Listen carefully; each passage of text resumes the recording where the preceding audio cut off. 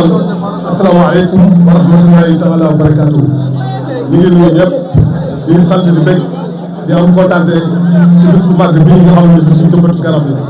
bisu jëmbat garab la wax nañ ci wax yu am solo benn rek tuyaaba la jaamu yàlla la liggéeyal sa askan la wax nañ ko jëmbat garab mën nga ko bañ a fekkee waaye sa doom sa sët sa sëtaat mën na ko jëriñoo kon nous remercions d'abord le capitaine monsieur Deme des eaux et forêts yi nga xam ne il a fait le choix de la commune de Tivaouane Diacksao yombul mu tànn commune Tivaouane Diacksao mu commune boo xam ne doole ji barewul réyul yaatuwul mu jël joxuñu ko si ndigalu gouverneur amuñu lu sant ko sant l'état du Sénégal l'état central sant le président de la République mais sant le premier ministre mais sant aussi tous les maires tous les députés yoo xam ne participé nañu si bis bi muy bis boo xam ne bis bu naataange la ak garab naataange la gis ngeen li ñu dal tey dañoo defar ba mu jekk ba baax dans la nuit mu taw dajeeku ndox mi yàq yëpp wax nañ ko fii c'est une zone boo xam ne zone bu onende la nous avons 5 bassins mais les bassins ne servent rien à la communauté de Tivaouane Diacksao ñu am 5 bassins pare ngay am inondation jaaduwul kon nag ñu demande loo état Sénégal mu jàppale ñu eggal li des avec ONAS avec Urbasen li des bareetul c'est des routes secondaires ak des canalisations secondaires su ko defee la Tivaouane Diacksao dina am jàmm bu ñu jëmbatee garab dina mën a sax ndax garab yi ñu fi jëmbat bëggul ndox mu bare kon bu inondé garab yëppay dee te on a besoin d'une commune verte et fiable ñu ngi sant ñëpp di sant nañu participer ñëpp particulièrement notre délégué de quartier nga xam ni la choix de la commune de Tivaouane Diacksao a fait lui le choix de Maga Diaw quartier Wakhinane 1 mu abrité ko andi ceeg ay mbokkam ay xaritam mbokk ci jigéen ñi xale yi jigéen ñi ñëpp jàpp ci di sant encore particulièrement monsieur le maire député monsieur Abdou Karim Sall teew na teewaay boo xam ni honoré na ma mais di sant di ñaan encore suma jigéen suma xarit madame Khady Sy nga xam ne tey mooy gestionnaire de la maison de la femme ànd ak sunu yaay Sofietou Mbodj nga xam ni di RMI moo ko defar si RMI moo ko bind mi ngi nii taxaw jàngal na ministre Moustapha Guirassy kon loolu teewaayam rafet na mais ngi sant yëpp daal di sant nag le conseil municipal particulièrement depuis ba léegi amuñu jàmm du ma lim tur nag du ma tudd kenn mais le coordinateur su ma ko tuddee Abdoulaye Diagne tudd naa ñëpp tudd les partenaires Diène Sarr MDS Lopp Mame Diarra Mame Balla Demba ñoo ñëpp jàpp nañ ci bis bi mais nag di sant di nga xam ne nag bu bis bi naatee bu neexee nag bu siiwee c'est les médias ñu sant ñëpp la RTS tous les médias ñu leen sant baax a baax di leen gërëm merci beaucoup. En tout cas ici dans la commune de Tivaouane Diacksao fii commune Tivaouane Diacksao le département de Pikine arrondissement de Thiaroye nous avons la chance ñu dëkk ak les eaux et forêts ku bëgg a jëmbat garab yoon bi yomb na fait une lettre déposé ko mu xool la bu fekkee di nga ko mën a sàmm mën koo aar ñu jox la c'est ça que le capitaine loolu la wax képp ku bëgg jëmbat garab bu dee lettre bu la neexee nga jaar ci mairie bi mu accompagné la incha allah di nga gis garab yu baax garab yu rafet y a d'autres arbres yoo xam ne c'est des arbres privés les fruitières c'est privé ku ko soxla moom da ngay jënd mais sinon daal on remercie tout le monde délégué encore une fois la RTS 1000 fois mais les partenaires les amis les frères mënu ma lim su ma limee dama ci gis naa ñëpp madame Seck plateforme sonn na fi trop madame Khady Sy et monsieur Abdou Salam Deme suñu doyen ancien proviseur monsieur Amadou Yoro Sy Bachir Gueye Assir yéen a am bagage di ko su ma fi teewee fa la Fran madame merci encore merci à tout le monde. C'est la journée de l'arbre mooy objectif bi décrété par le président de la République ça devait bi waroon nekk le 2 août waaye avec magal gi moo tax demul ñoom ñu ko célébré au niveau national ñoo ko célébré ci Nioro Nderi bi passé daaw ñu ko defoon fii ci forêt de Mbao avec le président de la République tey ñu jox ko la commune de Tivaouane Diacksao l'arrondissement de Thiaroye le département de Pikine mais la région de Dakar kon cette journée c'est journée régionale ñu bisu jëmbat garab ñu ñëpp jëmbat nañu jeexul nag fii ba fin de mois de août ku bëgg a jëmbat rek war nga mën a jëmbat accompagner cette journée en tout cas merci merci beaucoup. ba garab gi dee te loolu baaxul bii passé andi naa la 10 garab noonu nga ko bàyyi ba garab yëpp dee te kër ga fu mu toll nii amatul benn garab te day naan yow amoo fooy toog koy jaay loolu tamit du ma ko man tey nag bu ma ñëwee dinaa la andi 10 garab bu yeboo nga jox benn bi amoon tuddee ko ko pour mu mën koo saxal benn bi tuddee ko sama papa xëy di ko roose benn bi man sama bopp maa ko tuddee sama bopp man beneen bi ñu tuddee ko monsieur le maire Moussa Fall mu di ko roose beneen bi nag Issa Thioro Fall lañ koy tuddee moom it mu koy roose dafay vert ñëpp di am fu nu mën a féexlu te xam nga nag garab sax ci boppam yaay booy garab dafa baax garab moo lay teral garab mooy xëcc ndox pour nawet bu mën a neex il faut nga am garab mooy xëcc ndox mi taw bi di bëri bu ko defee boo saxalee mu mën a sax ah léegi nag fu mu toll nii nag ñëpp nga may xool damay coupé bu ko defee su ma ñëwee andi sa garab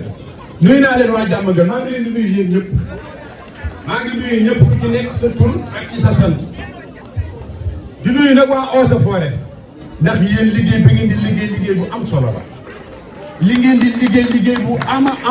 am solo la yéen dañ leen a war di sabal di leen ndokkeel ndax garab dafa am solo ci dund garab dafa am solo ci doomu aadama diggante garab ak doomu aadama am na lien bu ci dox connexion bu ci dox mooy boo doxee ba sa yaram tàng dañuy dugg ci ron garab bi féexlu kon garab dafa am solo. bismillahi rahmani rahim la hawla wala quwwata illa billah. Madame le gouverneur de la région de Dakar, messieurs les préfets, monsieur le sous-préfet d'arrondissement de Thiaroye, madame les maires de la ville, monsieur le maire de la commune de Tivaouane Diacksao, mesdames et messieurs les élus, mesdames et messieurs les représentants des services techniques, madame, messieurs les délégués de quartier, messieurs les imams, les notables, chers jeunes, femmes et toute la population de Tivaouane Diacksao, distingués invités. Man Maguette Diaw maa fi représenté les femmes de la commune de Tivaouane Diacksao nekk délégué de quartier Wakhinane 1 fi nga xam ne fi la cérémonie bi nekk. damay wax ci garab ndax journée nationale de l'arbre ñu jagleel ko Tivaouane Diacksao c'est pas évident dafa nekk lu rëy. Madame le gouverneur dama jël nuyoo yëpp ndax dajale ko teg ko ci sa loxo mu nekk nuyoo bu màgg nuyoo bu am doole teg ko ci sa loxo nga jàllale ko képp ku nga xam ne teew na fi am contentement trop ci sa ñëw fii ak bépp autorité bu fi ñëw am nañ contentement commune bi yëpp kontaan nañu di leen souhaiter di leen wax bienvenue dans la commune de Tivaouane Diacksao bienvenue à Wakhinane di wax ñun jigéen ñi il faut que ñuy sàmm garab jëmbat garab yomb na mais sàmm ko mooy lépp di ko arrosé di ko toppatoo ndax ëllëg suñuy doom mun cee jariñu garab dafa nekk lu nga xam ne dafa am solo garab day faj boo jëlee racine bi ba écorce bi ba feuille yi garab am na garab yu nga xam ne amul lu nga xam ne baaxul lépp dafa baax day faj kon ñun jigéen ñi nañu dëggu ci garab di ko fonk di ci nàmpal suñu doom yi parce que ñun jigéen ñun ñoo yor njaboot gi ñun ñooy lépp Sénégal kenn mënu fee dem sans jigéen parce que ñun jigéen ñi ñoo ko yor loolu la yàlla dogal bu ñu ñëwee di ñu saxalal garab dañ koy protéger di arroser di toppatoo di wan xale yi di leen jox de bon exemple ba nga xam ne ëllëg ñoom tamit di leen roy ci li ñu liggéey mbiru garab moom bu ñu ko dee wax fi sax du ñu jóg parce que tey yow nga jëmbat garab saxal ko di ko arroser di ko toppatoo ba garab bi xëy meññi am ay feuilles jàmbur yàlla romb toog ci kër gi féexlu tiyaaba boobu kenn xamul lu mu tolloo nañ leen góorgóorlu ci garab loolu laay dénk sama mbokk jigéen ñi parce que journée bi tey dafa rëy garab dafa nekk lu nga xam ne dafa màgg buñ ko négliger nañ ko toppatoo bu baax a baax di remercier toute la population de Tivaouane Diacksao di remercier madame le gouverneur am na lu nga xam ne gisal nga ba léegi sa bopp ndox mi cérémonie bi fële lañ ko waroon a defee mais taw bi dafa ñëw ndox ma nekk fa dañu am fi 2 bassins de rétention BR3 7 BR3 9 bëgg nañ ngeen jàppale si ba nga xam ne ndox mi bu ñëwee mën a dem ca bassin ba parce que les 2 bassins là mooy récupérer ndox yi nga xam ne yii ñu ngi jógee Caaroy kaw yii ñu ngi jógee Fass Mbao yii Sicap Mbao ndox bi yëpp fii lay wàcc yóbbante nañ la loolu madame le gouverneur ngeen jàppale ñu si di am contentement trop di nuyu bu baax a baax suñu maire Moussa Fall disponibilité bi accessibilité bi di nuyu képp koo xam ne teew na fi di nuyu les eaux et forêts le capitaine Dem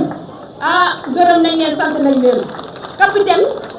bi nga xamee ne journée bi lancé nañ ko boobu ba léegi toogoo toujours yaa ngi sur le terrain ñi ngi leen di ñaanal yal na leen yàlla defal jàmm di nuyu les sécurités forces de l'ordre le commissaire Diallo de Sicap Mbao ñoo ngi leen nuyu di la sargal di nuyu la gendarmerie l'armée ak képp ku nga xam ne teew na fi rek nuyu nañ ko sargal nañ ko am nañ contentement di yéen di nuyu waa 12e gaynde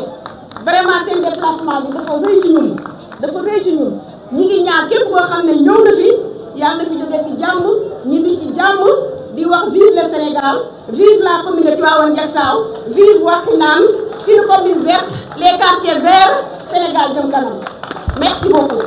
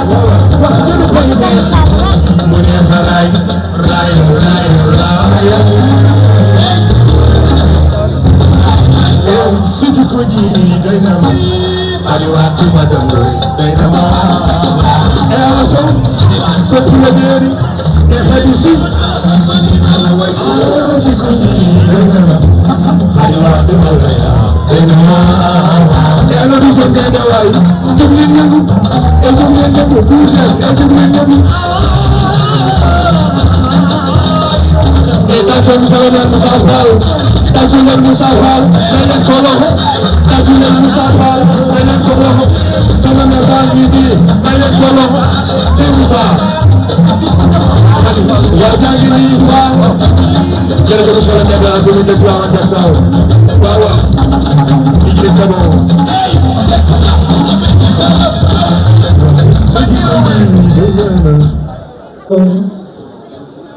le gouverneur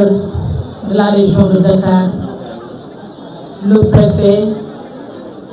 de l'arrondissement, le sous-préfet de l'arrondissement, ñi nga xamante ne ñoo fi teew yëpp, rawatina le maire de la commune de Tivaouane Diacksao, recevez nos salutations les plus sincères et les plus distinguées. ñu ngi nuyu bàjjenu gox yi bu baax a baax a baax ndax dañoo am rôle bu am importance bu ñuy jouer rawatina ñi nga xamante ni ñoo situé au niveau de la commune de Tivaouane Diacksao ci département de Pikine. Nous saluons tous les jeunes du département de la région de Dakar, rawatina les jeunes de la commune de Tivaouane Diacksao. Nous avons le plaisir, un très grand plaisir, ñu dalal suñuy mbokku président du conseil consultatif des différentes communes. Muy président du conseil consultatif du département de Pikine muy Aminata Goudiaby, am mbégte dalal le président du conseil consultatif de la commune de Mbao Soriba, am mbégte itam dalal conseil consultatif bu Pikine Nord, Pikine Est, Pikine Ouest, Sicap Mbao, Thiaroye Gare, Dagoudane, tout le département de Dagoudane. Je vous cite Thiaroye Gare, Djiddah Thiaroye Kaw, ainsi de suite. Nous vous souhaitons la bienvenue. Boubacar, j'ai vu une très grande représentation féminine. Jigéen ñi dañu fi bari te dañu xarañ te dañu am place bu am solo. Kon jigéen ñi bu ñu fi bari ndaw ñi aussi bari fi kon li ñuy def war naa mën a yomb. La plus grande réussite, ce n'est pas planter des arbres. Réussite bi mooy ces arbres là ñu am des résultats, ñu am entretien, ñu résulter à quelque chose muy keppaar bu ñuy féexloo waaye itam mu lutter contre beaucoup de choses lu ci mel ni changement climatique. J'ai pas choisi de parler en français parce que nous avons diverses personnes ku ci nekk ak ni mu ñëwee et la langue wolof est notre langue muy suñu yaay yi muy suñu papa yi ñëpp dañ koy mën a comprendre. Kon jeunesse bii fi nekk nañu leen gën a teg loxo parce que ñi nga xamante ni ñooy jëmbat ay mag lañu ak ay ndaw mais ñi koy suivre ñu ci ëpp ay jeunes lañu ndax ñooy am kàttan bi ñooy am mémoire bi. kon du ma guddal ndax dañu ñëw commune Tivaouane Diacksao muy commune bu riche en relations humaines. Commune Tivaouane Diacksao ku ne juddoo na fi màggee na fi yaroo na fi jeune bu ne boo fi juddoo li ñu ko nekk sa bopp mooy nan laay def ba tekki taral yaay ak papa. kon ay xale yu am jom am fulla ak fayda ñoo fi nekk kon ñu ngi leen di ñaan ngeen gën a góorgóorlu ci li ñuy dajale tey muy journée de l'arbre au niveau régional. ñu ngi jaajëfal le gouverneur di jaajëfal corps force de l'armée yi fi nekk yëpp di jox la présidente donc du conseil de la commune de Dalifort nekk également présidente au niveau du département de Pikine muy Aminata Goudiaby ndax tey kat ñoom ñun ñoo leen dalal jërëjëf. Merci beaucoup Zeyna maa ngi nuyu ñëpp di ziar ñëpp waaye di am seede rek ci doomu Tivaouane Diacksao bi nga xam ne Seynabou Seck lañ koy wooye mu nekk jigéen boo xamante ne jigéen bu brave la waaye jigéen bu gëm boppam waaye jigéen bu gëm commune bi mu dëkk muy Tivaouane Diacksao moo bëggoon ngeen may ko loxo bu baax a baax ndax mu ngi béy waaram ci biir conseil bi. Donc, pour commencer, je veux voir la jeunesse de Mbao. Aniwa Mbao. Mbao. La jeunesse de Tivaouane Diacksao. Et pour finir, les 12e Gaïnè. Nous venons de ziar bu baax di magnifier seen liggéey. Madame la gouverneure de la région de Dakar, Mesdames et Messieurs les autorités administratives et territoriales, Mesdames et Messieurs les représentants des services de l'État, Mesdames et Messieurs les élus, chers responsables des organisations de jeunes, chères sœurs et frères, distingués invités, c'est avec un immense honneur et une profonde responsabilité que je prends la parole en ma qualité de présidente du Conseil consultatif des jeunes du département de Pikine. À l'occasion de cette importante journée de reboisement, je voudrais avant toute chose saluer l'initiative des autorités administratives et territoriales et remercier l'ensemble des acteurs mobilisés autour de cette journée qui nous rappelle une vérité essentielle. Protéger l'environnement, c'est protéger la vie. Planter un arbre, c'est investir dans l'avenir. Mesdames et messieurs,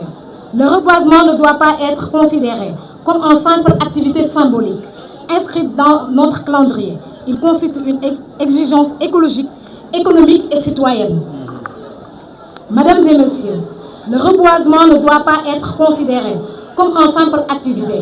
Un arbre, ce n'est pas seulement un élément du paysage, c'est un véritable patrimoine vivant. Il produit de l'oxygène, il contribue à purifier l'air, il protège les sols, il favorise la biodiversité et réduit les effets de la chaleur et participe à la préservation de nos ressources naturelles. Dans nos villes particulièrement exposées à l'urbanisation et à la densification, l'arbre joue également un rôle essentiel dans l'amélioration de notre cadre de vie. Il apporte de l'ombre, contribue à réduire les températures et permet de créer des espaces plus agréables, plus sains et plus viviaux. Derrière chaque arbre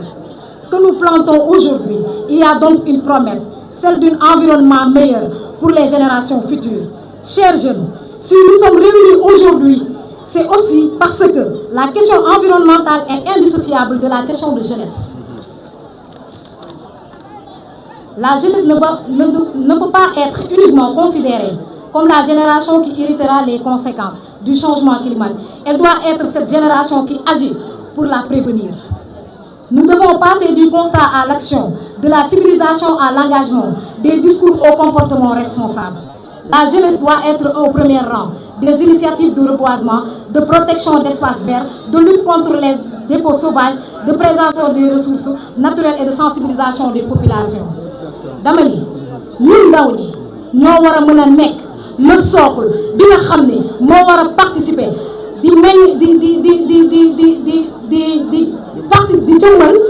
garab yi nga xam ne dañ ko saxal ci suñu réew waaye war nañoo fexe ba aar ko ndax buñ ko aaree aar nañ suñuy papa aar nañ suñuy yaay aar nañ suñuy rakk waaye aar nañ ñi nga xam ne ñooy ñëw mooy la génération future. Donc ñu bàyyi ci xel bu baax may ñaan képp ku nekk ndaw sa buntu kër nga jéem faa jëmbat dara di ko saxal di ko suuxat di ko toppatoo ba nga xam ne yow ëllëg si biir boo xoolee nii kat di nga ne lii man maa participer woon pour que mu toll fii mu toll nii. Mais planter un arbre ne suffit pas. Il suffit aussi l'entretenir, la protéger et veiller à se survivre. C'est là que commence véritablement notre responsabilité citoyenne. La citoyenneté, mesdames et messieurs, ce n'est pas seulement connaître ses droits, c'est aussi assumer ses devoirs envers la collectivité. C'est respecter l'espace public, c'est protéger ce qui appartient à tous. C'est comprendre que l'environnement n'est pas la priorité d'une génération, mais un héritage que nous devons transmettre de générations suivantes. Et parmi ces devoirs citoyens, figure incontestablement la protection de notre environnement. Chers jeunes du département de Pikine, je voudrais donc lancer à travers cette tribune un appel solennel à notre jeunesse. Faisons le reboisement une véritable culture citoyenne. Chaque jeunesse puisse planter un arbre, mais surtout qu'il puisse devenir le gardien d'un arbre. Que nos établissements scolaires, nos universités, nos associations, nos mouvements, nos AIC, nos jeunes, nos organisations communautaires multiplient les initiatives environnementales. Que chaque quartier puisse disposer d'un espace vert protégé. Que chaque commune puisse développer des programmes durables de plantation et d'entretien des arbres. Et surtout, faisons en sorte que le reboisement ne s'arrête pas à cette journée. Une journée de plantation est utile, une année d'entretien est nécessaire, une génération de citoyens est engagée et indispensable. Mesdames et messieurs, nous vivons dans un contexte marqué par des effets de plus en plus visibles du changement climatique, hausse des températures, perturbation des équilibres environnementaux, dégradation des écosystèmes et multiplier des phénomènes climatiques extrêmes. Face à cette réalité, nous ne pouvons pas rester spectateurs. Les arbres constituent l'une des responsables naturels dont nous disposons pour contribuer à la lutte contre le changement climatique. Ils captent une partie du dioxyde de carbone présent dans l'atmosphère, contribuent à la régularisation de ce climat et participent à la restauration de nos écosystèmes. Mais au-delà de leur fonction écologique, les arbres nous enseignent aussi une leçon solidaire. Celui qui plante un arbre aujourd'hui ne le fait pas uniquement pour lui-même, il le fait pour celui qui viendra après lui. Planter un arbre, c'est penser au-delà de soi. C'est pourquoi je souhaite que cette journée régionale de reboisement soit davantage qu'une cérémonie, qu'elle soit le point de départ d'une mobilisation permanente de la jeunesse du département de Pikine en faveur de l'environnement. Au Conseil consultatif des jeunes, nous sommes prêts à prendre toute notre part dans cette dynamique. Nous voulons une jeunesse engagée et responsable, consciente de ses devoirs et capable de transformer les défis environnementaux et opportunités d'action collective. Notre génération doit pouvoir dire demain, nous n'avons pas seulement hérité de la terre, nous avons contribué à la préserver. Pour terminer, permettez-moi de reprendre cette idée simple mais fondamentale. Un arbre planté n'est pas une vie protégée. Un arbre entretenu n'est pas un avenir consolidé. Une jeunesse mobilisée et une jeunesse qui avance. Alors, chers jeunes, plantons, entretenons, partageons et transmettons. Faisons du reboisement un acte de citoyenneté. Faisons de la protection de l'environnement une responsabilité collective et faisons de la jeunesse sénégalaise une véritable force motrice de la transmission écologique. Vive la jeunesse, vive l'engagement citoyen, vive la protection de l'environnement de notre Sénégal. Merci beaucoup. Merci beaucoup. Mesdames et messieurs, bonjour. Je m'appelle Daïb Sidibé, je fais la classe de 4e. La structure Nofro Club Théâtre des enfants et des adultes est une structure qui fait la promotion de la culture sénégalaise, qui organise des événements et des formations pour les enfants ainsi que pour les adultes, dans le cadre des métiers des arts. Objectif général, l'éducation, l'encadrement, l'employabilité, la formation, la sensibilisation et l'évaluation comme clé de réussite d'un enfant ou d'un adulte dans un pays. Notre siège se trouve dans la commune de Tivaouane-Diacksao, plus précisément à Lansar.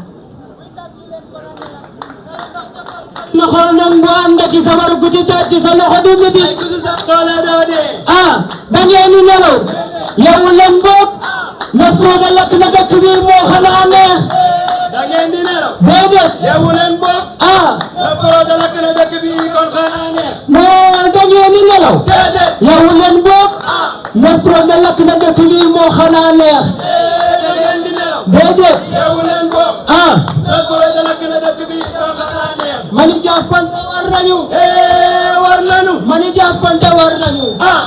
te liggéey ngani ma na rafet gasama gis na rafet gasama gis war nañu te liggéey na rafet gasama gis na rafet Kosa mi gën ci réew mi ay Kosa ay waay Kosa mi gën ci réew mi ay Kosa Kosa mi gën ci réew mi ay Kosa mi gën ci réew mi ay Kosa mi gën. waa comité d'organisation journée régionale de l'art dañoo jël bis bu mag bi céréale ko waa commune de Tivaouane-Diacksao waa commune de Tivaouane-Diacksao ñoom it ñu ngi wax gan yi dal leen ak jàmm. Le thème est des plans aux arts, la responsabilité aux communautés avec le slogan. Reboiser c'est bien, faire pousser c'est mieux. Monsieur le maire daf ci ànd ak ay partenaires am ak waa COJA ci reboisement bi may leen ñu tuuti ñu wax leen luy njariñu garab jëmbat garab kaay leen ñu jëmbat garab day indi fiir wi ay jëmbat garab kaay leen ñu jëmbat garab nga ni day indi légume ay jëmbat garab kaay leen ñu jëmbat garab waaw day indi fiir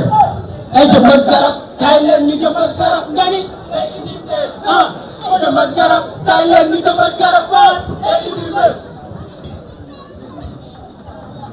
garab yii ñuy jëmbat nan la ñuy def ba sàmm ko ba mu nekk ay garab yu mag. loolu mu ngi si kaw askan bi ndax suñu ko liggéey nañ li ñu war a liggéey ba pare ñu koy suuxal nag ñun askan bi la. comme ni ko sama doom ji defee citoyen bu nekk war naa jëmbat garab moomale ko boppam di ko suuxat sàmm ko ngir bu ëllëgee mu mën a màgg pour ñu jariñ ñépp. waaw wax nga dëgg ndax garab lu am njëriñ la ci dundu doomu aadama. ah bon ci naka. ndax lu ñuy nooyi ci garab gi lañ koy jëlee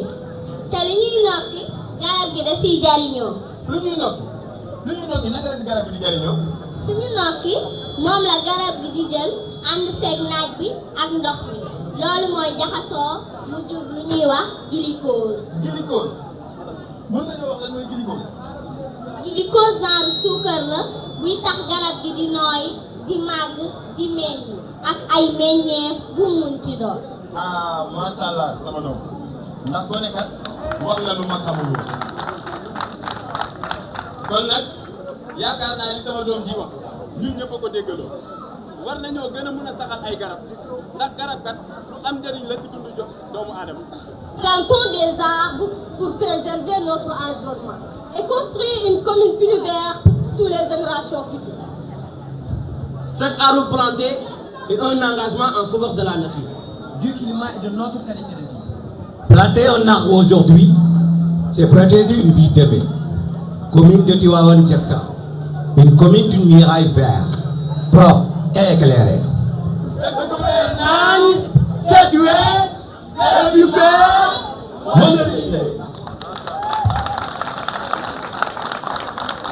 Moussa Fall feetal Moussa Fall mooy Moussa Fall feetal Moussa Fall muy feetal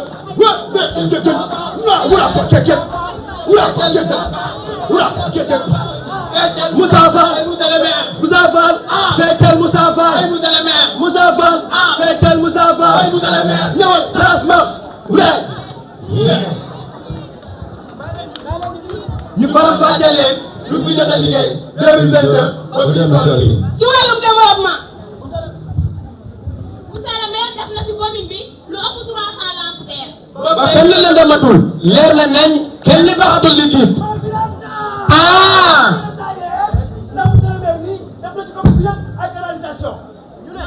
gën nañu añee si kaw lal bu nawet jotee. ci wàllum culture aada ak cosaan. mu ngi ciy bay waaram. si wàllum sport maanaam tàggat yaram ñu ngi ciy bay waaram. ci wàllum santé monsieur le maire tabax na pavillon spécial pour les sages-femmes. ci wàllum environnement monsieur le maire jëmbal na fi ay garab yu bari bari ci dëkk bi. ak yeneen ak yeneen ak yeneen ak yeneen ak yeneen ak yeneen ak yeneen ak yeneen ak yeneen ak yeneen.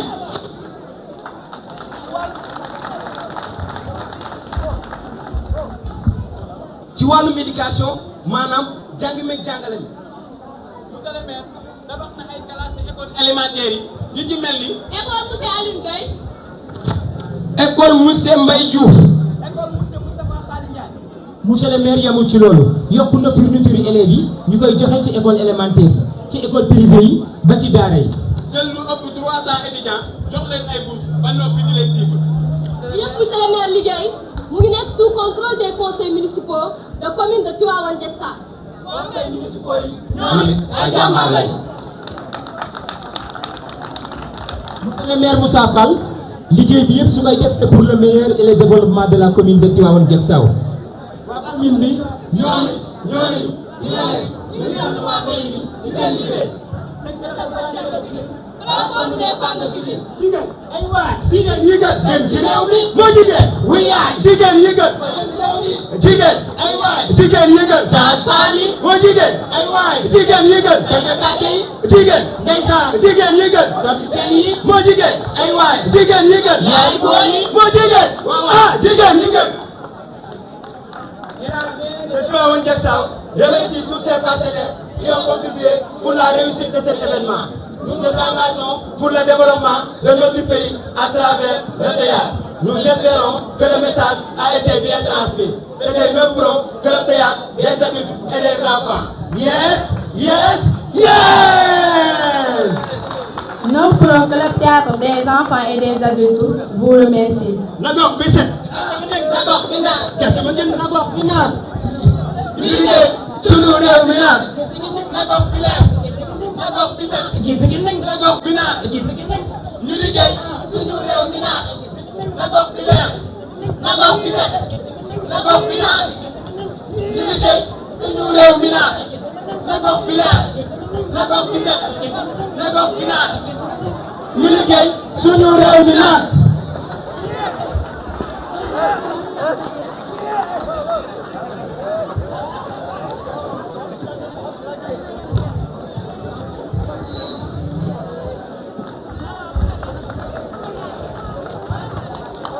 merci beaucoup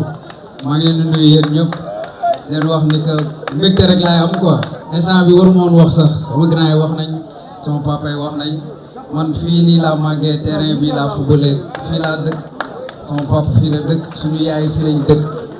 fii ñu fi toog ñu si bëri xam naa leen xamante leen bu baax a baax donc du ma def lu dul leen remercier si initiative bi ngeen def nii leen wax ni que yii dafa war a di gën a am yeneen affaire war dafa gën a am day permettre tey jeunes yi ñu xam ne àdduna am na leneen parce que loolu laay wax cette fois banlieue parfois da lay tëj tuuti quoi da ngay foog ni life bi fii la yem donc tey dafay baax ñu def genre mel ni jeunes yi xam ni dañu war di jëmbat ay garab dañu war di booloo ka àdduna am na yeneen affaire ñun ñëpp loolu la ñuy xeex looloo tax ñuy génn di représenter suñu koñ di leen wax ni ko kontaan nañ grand yi wax nañ lépp ndam rek incha allah merci.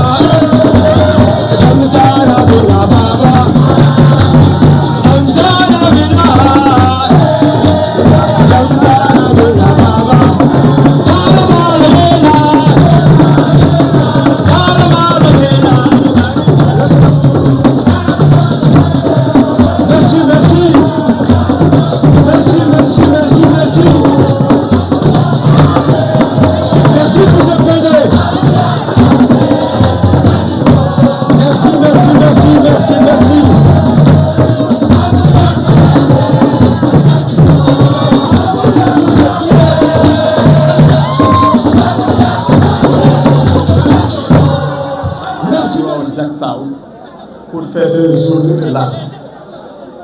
xam ngeen ne at bu jot dañuy jël benn région ci Sénégal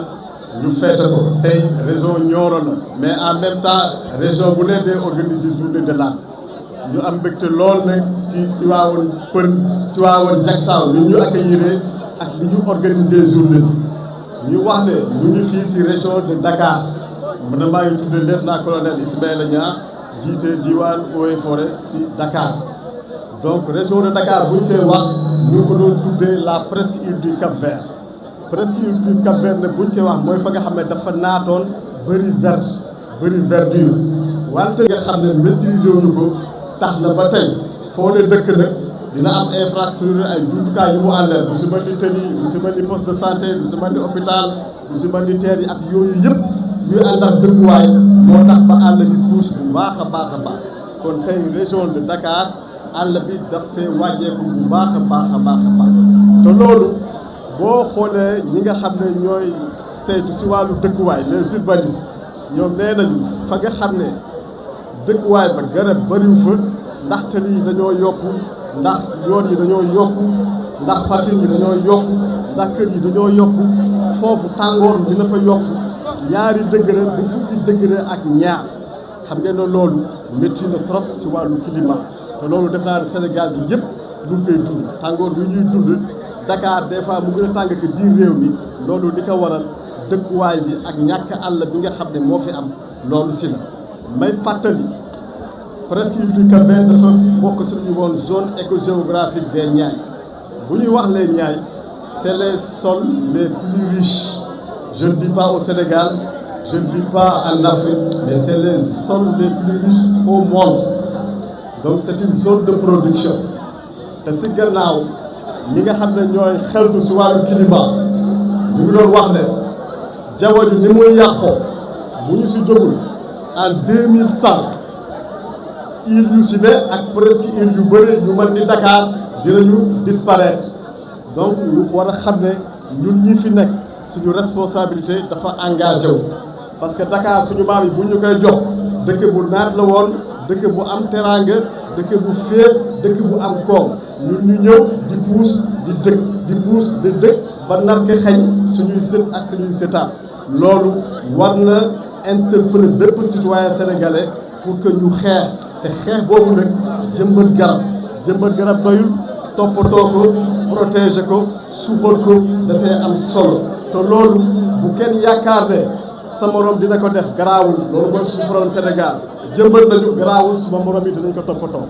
ku ne war nga xam ne tàngoor bi ñuy yëg responsable nga si ndax garab boo jëmbat wala garab boo protéger wala foo fekk garab buy yàqu nga jubbanti ko defaraat ko nga xam ne yow joué nga sa partition si combat bi ndax bu ñuy jëmbat garab dëkk bi naat féex am oxygène def naa ñun ñëpp lay jëriñ ndax oxygène bi kat bu ñuy ko jëmbat ñoo koy nooy ñuy jëmbat ak ñuy jëmbatul ñoo koy nooy li ñu fiy jëlee si ay garab pour faju ñiy jëmbat ak ñiy jëmbatul ñoo koy jëriñoo kon bii mën a jóge si garab ñiy jëmbat ak ñiy jëmbatul ñoo koy jëriñoo kon du sax ngor ñuy seetaan ay nit di jëmbat lu ñuy jëriñ ñun askanu àdduna bi yëpp ñun ñu toog seetaan di croiser suñuy bras ndax jàpp nañ ne am na ñu koy def donc mën a gën a ñaax ñu jëmbat toppatoo en tout cas ba delloo suñu réew bu fa mu newoon muy réewum Sénégal bu naat te taaru may fàttali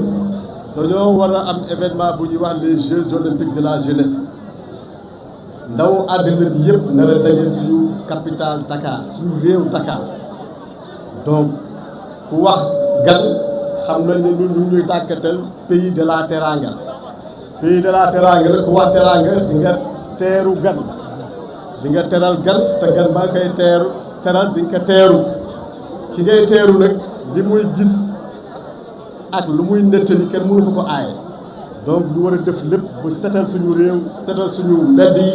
reboiser ko aménager ko en tout cas ba dëkk bi taaru loolu nag ñëpp si war a dugal seen loxo muy collectivité yi population yi entreprise yi parce que Dakar bëri na ay entreprise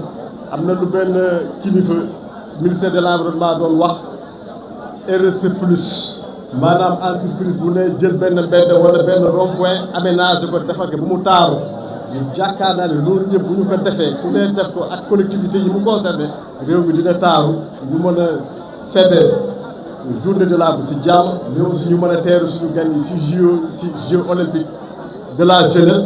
Sénégal xar kanam bi ko nit ñi xamee ñun aussi ñu am lu ñu si dool yi ndax loolu mooy suñu sas asalaamaaleykum wa rahmatulah taala wa barakaatu. jërëjëf. monsieur le monsieur. ñu ngi remercier waat jàppale yaa ngi jàppale ci remerciement yi donc merci beaucoup merci beaucoup di nuyuwaat ñëpp di sant ñëpp ci seen teewaay ci journée nationale de l'arbre bi ñu amal tey fii ci Tivaouane Diacksao comme at bu ne État Sénégal dafa instituer depuis bientôt 43 ans benn journée nationale boo xamante ne dañ koy fêter au niveau national maanaam région bu ne gox boo dem département yi arrondissement yi tey jii ñëpp ñu ngi célébrer journée nationale de l'arbre fii ci région de Dakar activité régionale bi ñuy porter ñu defee ko département de Pikine plus précisément dans la commune de Tivaouane Diacksao da ngeen ñëw recevoir gis nañ ni ngeen ñuy dalalee ñu ngi leen ci sant di leen ci gërëm ren thème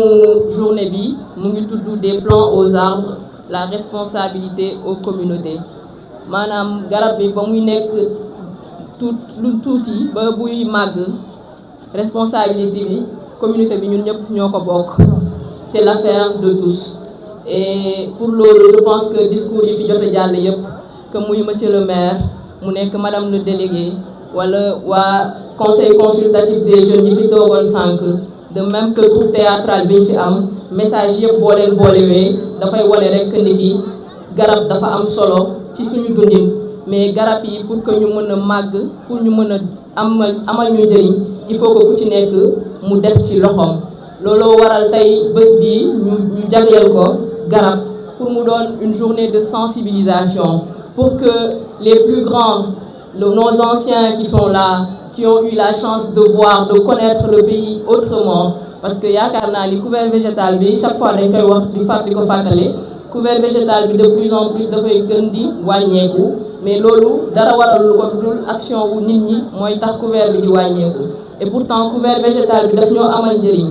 parce que madame le délégué mu ngi koy wax sànq nee na on a été obligé de délocaliser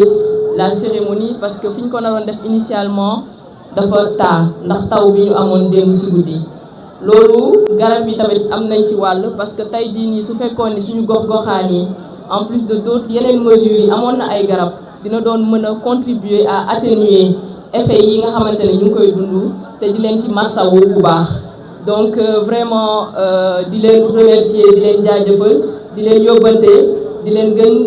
pour ngeen jàppale ñu jàppale état bi ci liggéey bi nga xamante ne mu ngi koy def pour qu'on ait un pays vert un pays qui soit en tout cas durable grâce à l'implication de tous et qu'on réussisse le pari du reboisement. Je vous remercie de votre aimable attention. Merci beaucoup.